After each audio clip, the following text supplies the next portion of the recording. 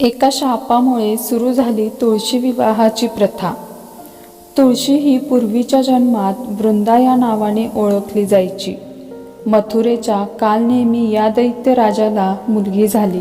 त्याने तिचं नाव वृंदा असं ठेवलं. तर ही वृंदा लहानपणापासूनच भगवान विष्णूची भक्त. वृंदा जशी मोठी झाली तसं तिचं लग्न जालंधर नावाच्या राक्षसाशी करून देण्यात आलं. आता हा जालंधर कसा जन्माला याची पण एक कथा आहे. स्वर्गाचा राजा इंद्र आणि महादेव शंकर यांच्यात एकदा भांडण झालं आणि दोघांची लढाई सुरू झाली. त्यात शंकराने रागाने आपला तिसरा डोळा उघडला, परंतु देवांचे गुरु बृहस्पती यांनी यामध्ये मध्यस्थी केली. त्यांनी शंकराची विनवणी केली आणि यातून कोणताही विध्वंस घडू नये, इंद्राला माफ करा. शेवटी शंकरांनी त्यांच्या विनंतीला मान दिला आणि आपला डोळा एका समुद्रावर केंद्रित केला व आपल्या डोळ्यातील आग तिथे सोडली.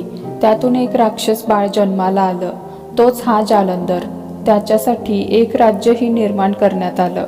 हा जालंधर शूर होता, पराक्रमी होता, पण तितकाच घमेंडी, गर्विष्ठ आणि सत्तापिपासू होता.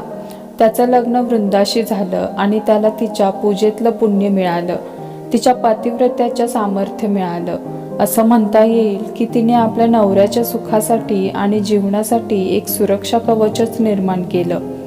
तो जेव्हा युद्धात जायचा त्यावेळेस वृंदा पूजेला बसायची आणि तो परत येईपर्यंत तिथून हलायची नाही.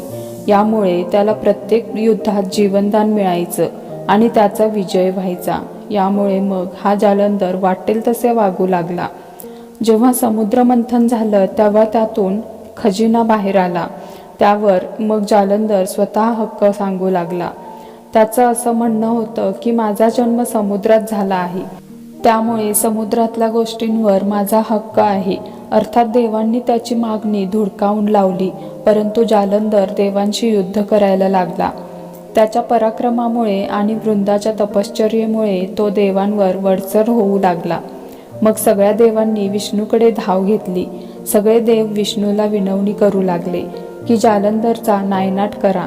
परंतु विष्णूची एक अडचण होती, ती म्हणजे लक्ष्मीने त्याच्याकडून वचन घेतले होते की भगवान विष्णू जालंधरला मारणार नाही, कारण लक्ष्मी ही देखील समुद्राचीच कन्या. त्यामुळे जालंधरला ती भाऊ समजत होती. भावाचा वध आपल्या नवऱ्याच्या हातून होऊ नये असा तिचा उद्देश होता. त्यामुळे भगवान विष्णू देवांना मदत करू शकत नव्हते. याचा परिणाम हाच झाला की शेवटी युद्धात जालंधरचा विजय झाला आणि जालंधर हा स्वर्ग, पृथ्वी आणि पाताळ या तिन्ही लोकांवर राज्य करू लागला. यामुळे देवांना पळताभुई थोडी झाली. मग सगळ्या देवांनी नारदाला मदत करण्यासाठी साकडं घातलं. जालंधरचा वध कसा करायचा याचा एक दुसरा पर्याय देखील देवांनी शोधून काढला होता. केवळ भगवान शंकरच जालंधरचा वध करू शकत होते, परंतु भगवान शंकर स्वतःहून युद्ध करत नव्हते. म्हणूनच शंकरांनी युद्ध करावं यासाठी देवांना नारदाची मदत हवी होती. नारद देवांना मदत करायला तयार होते. ठरल्याप्रमाणे नारद जालंधरला भेटायला गेले आणि तिथे त्यांचं बोलणं सुरू झालं. नारदांनी त्याच्याकडे असलेल्या सगळ्या गोष्टी बघितल्या. नारदांनी त्याचं कौतुक केलं, पण म्हणाले की हे सगळं छान आहे, पण जालंधर तुझ्याकडे कैलास पर्वत नाही.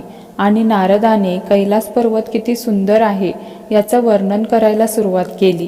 याचप्रमाणे देवी पार्वतीच्या सौंदर्याचंही वर्णन केलं. नारदांचे ते सगळे बोलणे ऐकून घमेंडी जालंधरला वाटायला लागलं, जगातल्या सगळ्या चांगल्या गोष्टी आपल्याकडे असाव्यात, कैलास पर्वत आपल्याकडे असावा आणि पार्वती ही आपली व्हावी. आणि मग हव्यासापोटी जालंधर कैलास पर्वतावर चालून गेला. तो युद्धाला आला म्हणून भगवान शंकरांनी देखील युद्ध चालू केले. दोघांमध्ये घनघोर युद्ध सुरू झाले. तसा शंकरांचा पराभव करणे कोणालाही शक्य नाही, परंतु वृंदेच्या पूजेमुळे जालंधरचा वधही करता येत नव्हता. जालंधरला कोणतंही रूप घेण्याची विद्या अवगत होती. युद्ध करता करताच त्याने शंकराचे रूप धारण केले आणि तो पार्वतीकडे जाऊ लागला. परंतु पार्वतीने शंकराच्या रूपातील जालंधरला ओळखले आणि तिनेच जालंधरवरती हल्ला केला. जालंधर पळून गेला. मग पार्वती विष्णूकडे गेली आणि म्हणाली, जालंधरने आत्ता मला फसवायचा प्रयत्न केला, तसाच तुम्ही वृंदाबरोबर करा. तिकडे वृंदा आपल्या नवऱ्याच्या विजयासाठी आणि दीर्घायुष्यासाठी पूजा करत बसलेली होती. जालंधर येईपर्यंत ती पूजेतून उठणार नव्हती. सगळे देव विष्णूचा धावा करू लागले, परंतु यामध्ये विष्णूला वृंदाला फसवायचं नव्हतं, कारण ती त्याची निस्सीम भक्त होती. परंतु तिकडे युद्धात जालंधरची हार होणे देखील गरजेचे होते. म्हणून मग शेवटी देवांच्या विनंतीला मान देऊन विष्णूंनी जालंधरचं रूप घेतलं आणि ते जालंधरच्या राजवाड्यात वृंदा पूजेला बसली होती तिथे गेले. जालंधरला तिथे पाहून वृंदा पूजेवरून उठली आणि तिने जालंधरच्या पायाला हात लावून नमस्कार केला. पण यामध्ये तिची पूजा भंग झाली आणि तिकडे शंकरांनी जालंधरचा वध केला आणि जालंधरचे शिर राजवाड्यात येऊन पडले. वृंदेला कळून चुकले की आपल्यासमोर जालंधर म्हणून जो उभा आहे तो जालंधर नाही. म्हणून तिने विचारलं की माझ्यासमोर उभा आहे तो कोण आहे. मग विष्णूंनी आपल्या मूळ रूपात परत आले. विष्णूंना तिथे पाहून वृंदाला कळून चुकले की आपल्याच देवाने आपल्याला फसवले आहे. म्हणून वृंदा चिडली आणि तिने विष्णूला शाप दिला की तुम्ही हृदयशून्य दगड आहात, तू आता दगडच होशील. त्याबरोबर विष्णू दगड झाले. त्यालाच शाळीग्राम असे म्हणतात. बघता बघता हा शाळीग्राम मोठा होऊ लागला आणि सर्व जग व्यापू लागला. त्यामुळे सर्व भूमंडळाला धोका निर्माण झाला. मग परत सगळे देव आणि लक्ष्मी देखील वृंदेची प्रार्थना करू लागले. शेवटी जगाच्या कल्याणासाठी वृंदेने आपला शाप मागे घेतला. जालंधरचं शिर आपल्या मांडीवर घेऊन वृंदाने अग्नीत प्रवेश केला. तिची जळून राख झाली. त्या राखेतून एक वनस्पती बाहेर आली. तिचंच नाव विष्णूंनी तुळशी असं ठेवलं. त्यानंतर विष्णूंनी तुळशीला वरदान दिलं की तुळशीबरोबर नेहमी शाळीग्राम असेल. तुळशीचे रोप प्रत्येक घरात लावलं जाईल आणि त्याची पूजा केली जाईल. विष्णूला जे काही अर्पण केलं जाईल त्यावर तुळशीपत्र असेल.